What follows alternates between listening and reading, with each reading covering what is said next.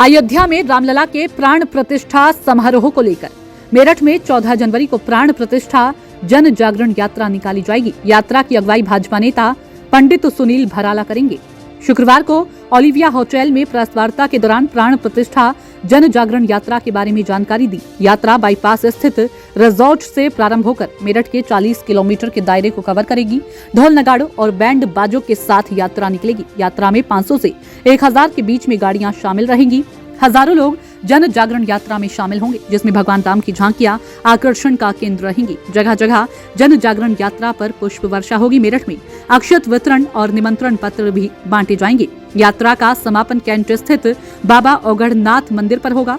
भाजपा नेता पंडित सुनील भराला ने कहा कि 550 वर्षों के बाद शुभ घड़ी आई है। भाजपा नेता पंडित सुनील भराला ने सपा अध्यक्ष अखिलेश यादव पर तंज कसते हुए कहा कि स्वामी प्रसाद मौर्य अखिलेश के इशारे पर सनातन और कार सेवकों पर टिप्पणी कर रहे हैं।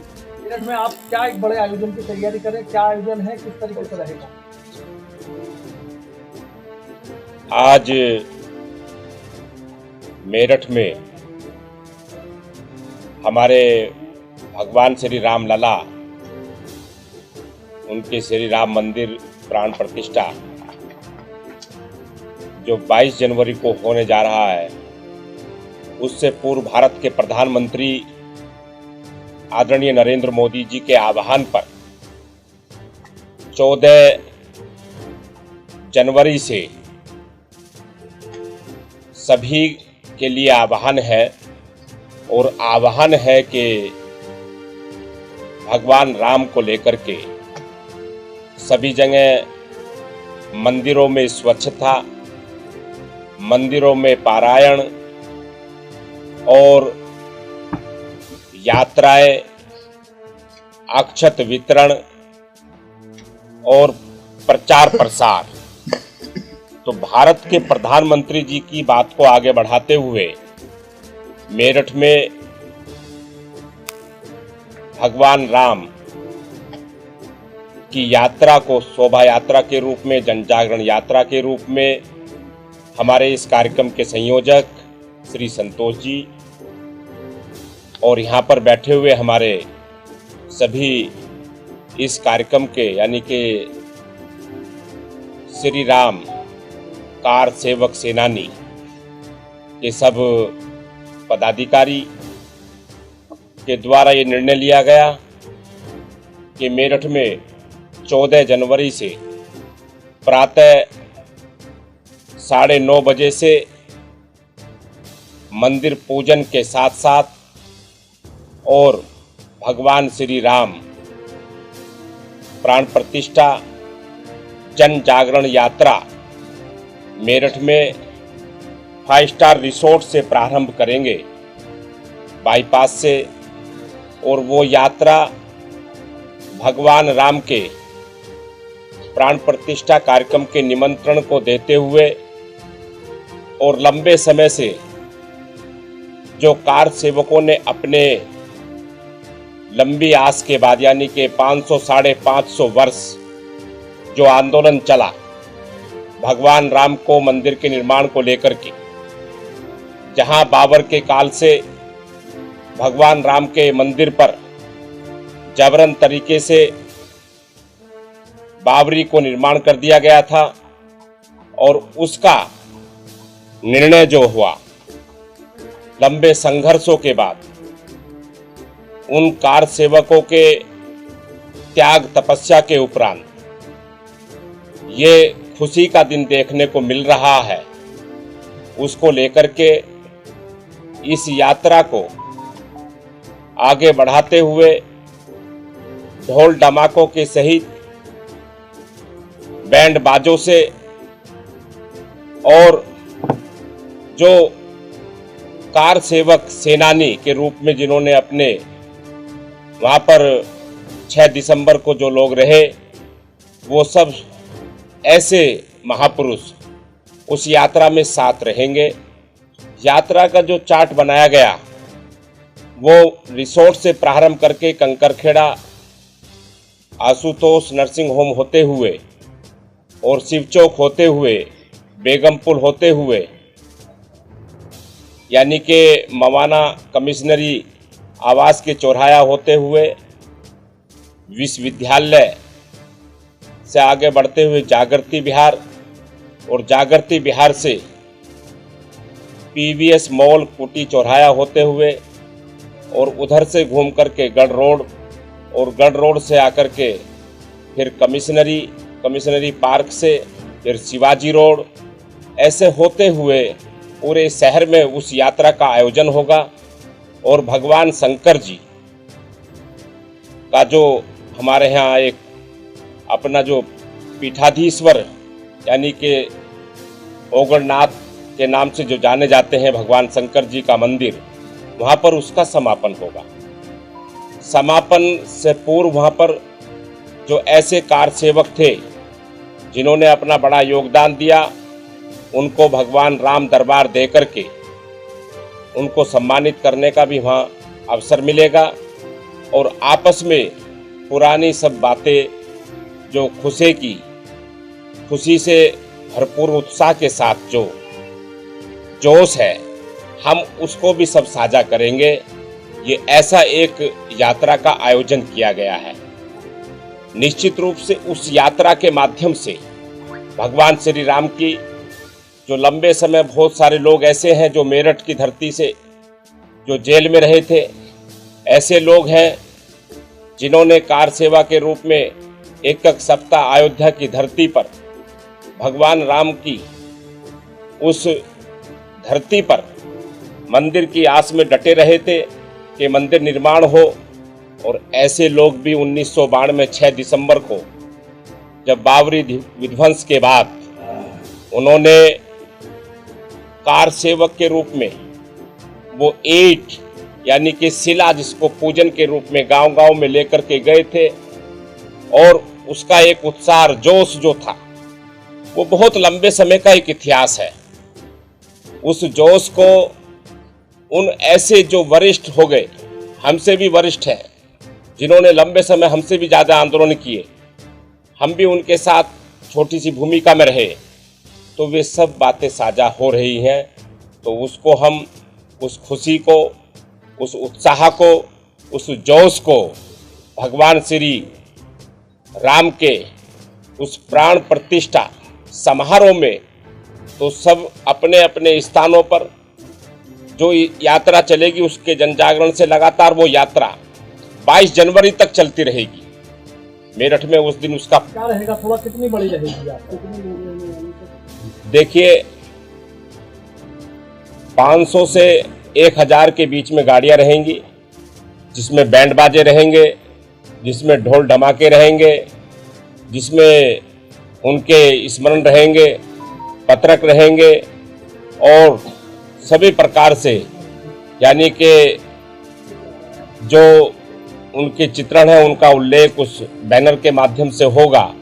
इस प्रकार से उसका जो कार्यक्रम के संयोजक हैं संतोष जी, उन्होंने पूरी रचना को तैयार किया है और उसमें हम सब लोग उनके पीछे पीछे रहेंगे और भगवान राम, माता सीता, श्री हनुमान जी, लक्ष्मण, वो उनके काल्पनिक रूप में उनके वो आगे आगे रहेंगे।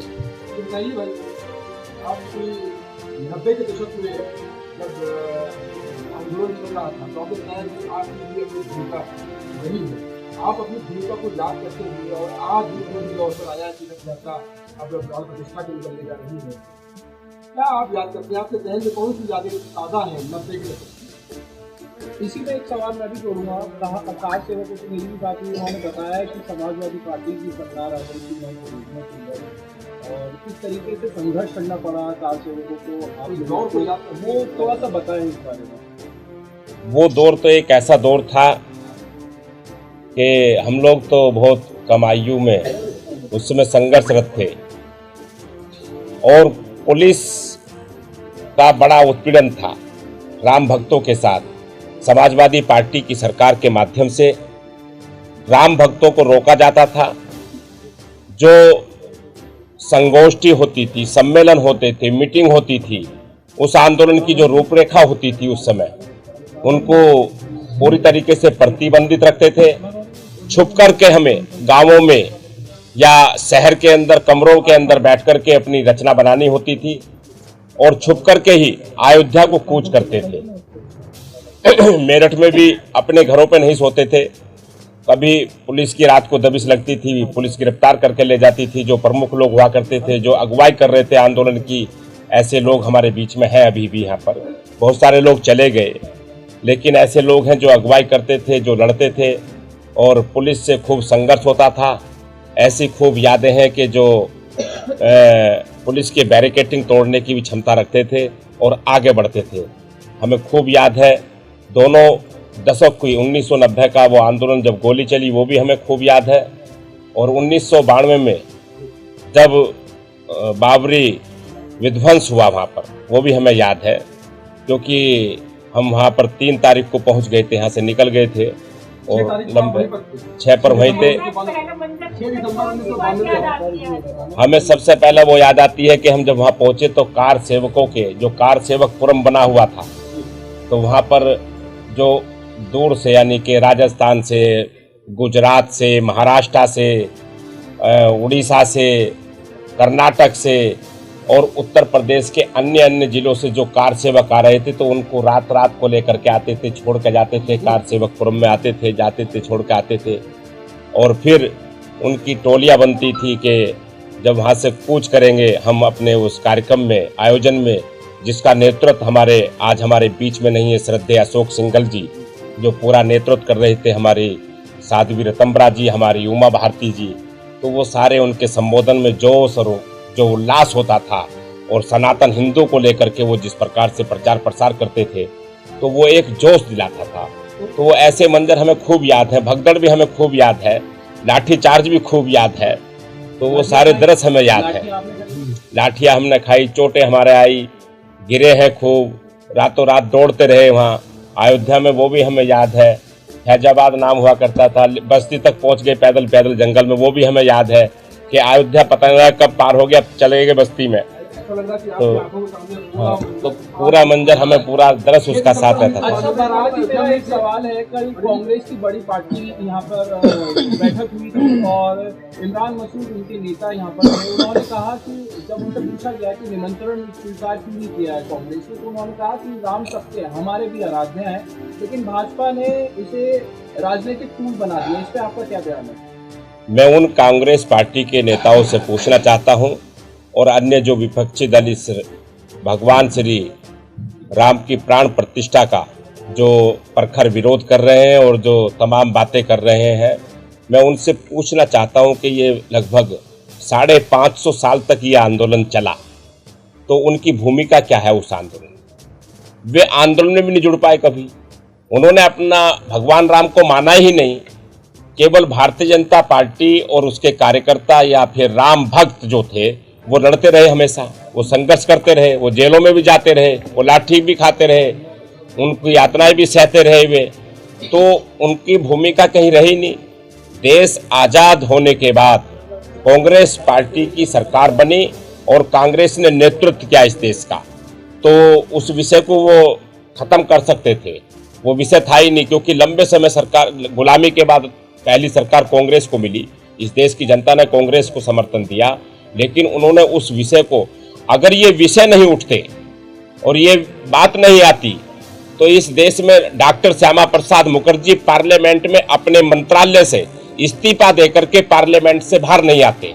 वो लात मार के आए मंत्रालय में। इस देश की अनेक बातों को लेकर के, वो राम जन्मभूमि आंदोलन को लेकर के उन्होंने लात मारी, उन्होंने धारा 370 को लेकर लात मारी। तो ऐसे बड़े बातें हैं और कांग्रेस पार्टी को झांकना चाहिए उस बात पर कि वो आज अपनी केवल खिस्यानी बिल्ली खंबा नोचने जैसा वो काम कर रही है।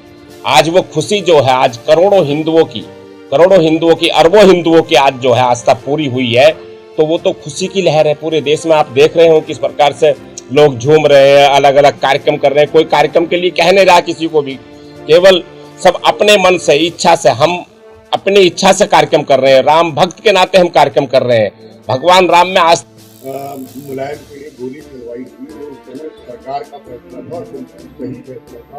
अपनी सरकार को बचाने के लिए क्या करें? देखिए, जिस प्रकार से समाजवादी पार्टी के राष्ट्रीय अध्यक्ष आंख मिचौनी का खेल खेल रहे हैं, उसका परिणाम उन्हें देखने को पिछले चुनावों में मिला है। और उस चुनाव के बाद में जिस प्रकार से वो तुष्टीकरण की राजनीति को लेकर के आगे बढ़ रहे हैं और अपने राष्ट्रीय महामंत्री से इशारा ये कर दिया कि आप सनातन को गाली दो, आप सनातन को कोसो। राष्ट्रीय अध्यक्ष ने, अखिलेश जी ने इशारा कर रखा है। अगर ये इशारा ना होता, उन्होंने सनातन की गाली देने की उनकी हिम्मत कैसे हो जाती। एक तरफ वो सनातन को गाली दिलवा रहे हैं, एक तरफ वो कह रहे हैं कि वो कानून को हमने कायम करने के लिए हमने राम भक्तों पे गोली चलाई, उसका वो बात कह रहे हैं। ये बात नहीं है, बात ये है, ये तुष्टीकरण की राजनीति की अति पराकाष्ठा है। उनके पिताश्री भी करते थे और वही काम अखिलेश जी कर रहे हैं। अखिलेश जी भी उसी चाल पर है कि वो उन्होंने भी राम भक्तों पे गोली चलवाई थी और आज वो उस पुरानी यादों को ताजा कर रहे हैं और राम भक्तों को वो जो दुस्साहस किया था इनकी सरकार ने, उसको याद दिला रहे हैं। उसका परिणाम ही न भुगतना पड़ेगा। मैं अखिलेश जी से पूछना चाहता हूं इस बात को कि अगर अखिलेश जी आप में जरा सा भी हिंदुत्व होता या आप बिल्कुल निष्पक्ष होते तो आपका राष्ट्रीय महामंत्री सनातन को गाली नहीं देता, आप उसको तत्काल उसे बर्खास्त कर देते। आज तक आपने उसको नोटिस तक जारी नहीं किया है। वो सारे मंचों पर गाली दे रहा है, वो पुरोहितों को गाली दे रहा है, वो धर्म के संस्थापकों को गाली दे रहा है, वो आदि जगत गुरु शंकराचार्य जी को बकवास कर रहा है। तो क्यों नहीं वो सस्पेंड कर रहे हैं उसको? गुस्सा तो आपके मन में है उनको लेकर। अगर स्वामी प्रसाद मौर्य आ गए मेरे, स्वामी प्रसाद अगर मौर्य आ जाते हैं तो यहाँ सनातन हिंदू ही उसका अपने आप में हाल कर देंगे। ठीक, उसका गुस्सा इतना है उसका। तो देखिए जिस प्रकार की ये तुष्टीकरण की राजनीति, जो तुष्टीकरण की राजनीति कर रहे हैं, वो पूरा उत्तर प्रदेश और इस बात का देश समझ रहा है। इमरान मसूद कह रहे हैं कि हम राम के वंशज हैं, राम हमारे आराध्य हैं और ये कौन होते हैं हमें वहाँ बुलावा देने वाले, हम तो 15 तारीख को जाएंगे, ये कौन होते हैं बुलावा देने वाले, यानी कि बीजेपी कौन है? देखिए, जब वो भारतीय जनता पार्टी के नेतृत्व को अपने उस बुलावे को, उस निमंत्रण को, भारतीय जनता पार्टी का निमंत्रण नहीं है,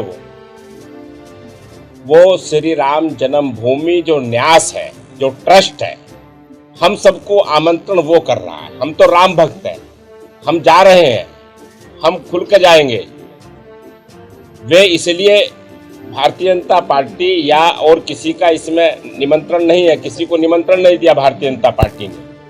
निमंत्रण श्री राम जन्मभूमि न्यास के जो अध्यक्ष हैं उस ट्रस्ट के और जो वहाँ के हमारे पीठाधीश्वर हैं, उन्होंने निमंत्रण दिया है, उन्हें जाना चाहिए। ऐसी ही तमाम खबरों में बने रहने के लिए हमारे चैनल न्यूज़ ब्लॉग्स को सब्सक्राइब करें, वीडियो को शेयर करें और लाइक करना ना भूलें।